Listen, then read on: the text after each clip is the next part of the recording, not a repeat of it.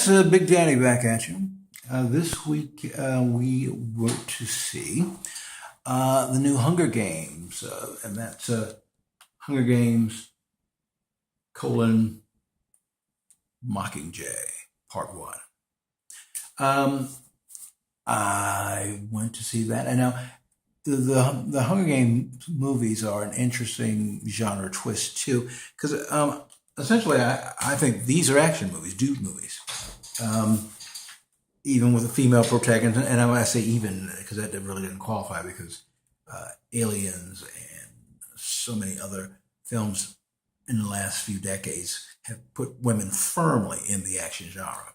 Mockingjay, actually, this series focused on the woman lead in a way, to me, not so intensely since the Alien series, with the character Ripley being central to that. So I make the comparison there. But to get to the story, now the first two, the first one we see her in the games being drafted, and well, not drafted, and she steps in to save her sister, goes into the games where she's pitted against people from the other districts of the United States, Earth. I'm not sure how this thing is. I didn't read the book, so forgive me on that. But the other districts, she's pitted against them, and the capital, the power elite, arrange these games to keep the people just more or less the way things happen in the real world today, to keep the poor people fighting against the poor people so they can go on having their 1% lives. Except here it's acted out viscerally, violently, on a one-to-one basis, but televised so the world can see, which, since the Roman days into now, I don't think we're that far off of it, really. In any case, the Hunger Games, Katniss Everdeen, the character that's played beautifully by she's really becoming one of my favorite actresses ever, Miss Lawrence, Jennifer Lawrence. I'm becoming a very big fan of hers. And in this one, she's kind of got PTSD. She's kind of stressed out. I mean, she's been through essentially two wars, and where the killing is up close and personal, where you really get fucked up in the head. And she's trying to hold on to her sanity and keep her family safe. And she's thrust back in after at the end of the second film. We see her having survived being sent back to the games. After she thought she'd never have to do it again, and she survives through, like Ripley. She finds a way to win no matter what. She ends up at the end of the last movie. The rebels. It was sounding like Star Wars now, but the rebels have pulled her out and taken her away from the capital and back to District 13, which, as we know from the first movie, District 13 is supposed to be completely destroyed, but apparently they survived. And then they built this underground citadel world where they're protected against the capital. In any case, in this one, they want to use her as a rallying point for the people, propaganda, to fire up the rest of the districts to fight against the capital. And the capital does its imperial evil thing, Darth Vaderish, and played wonderfully without a mask by Donald Sutherland, a master actor. You really want to just stab him in the face for most of the picture. He's very, very good.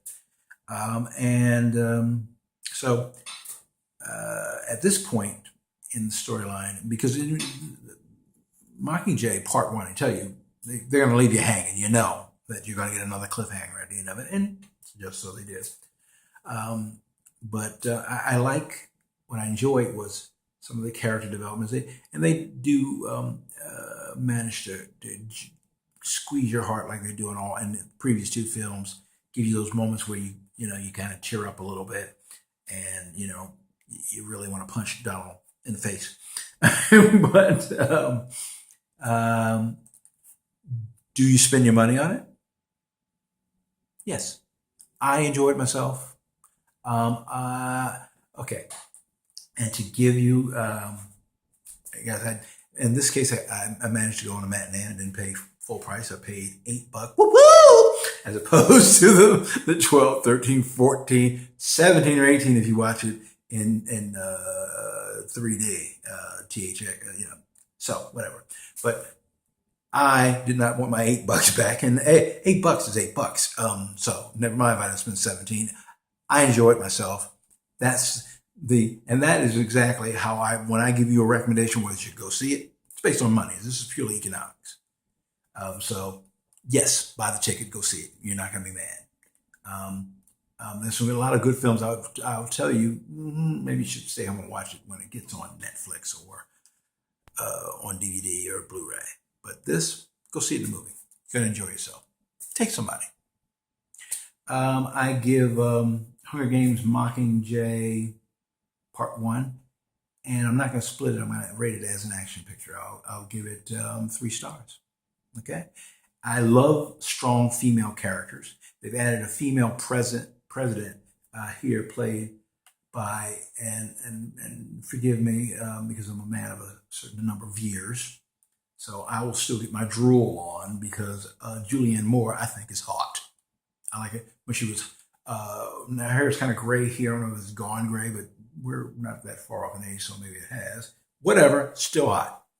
And she plays the president, very strong woman figure.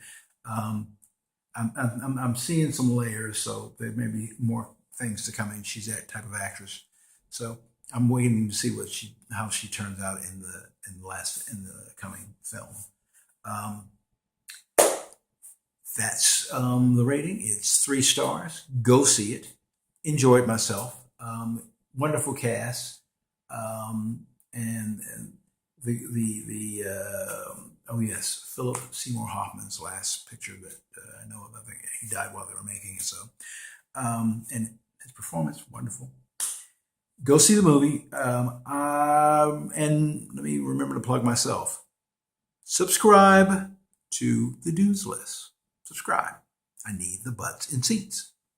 And pick up my book on Kindle, Little Rascals in the Hood by L.A. McNeil. That's Big Daddy's real name, L.A. McNeil. Go get it and subscribe. Have a great day and a great Thanksgiving.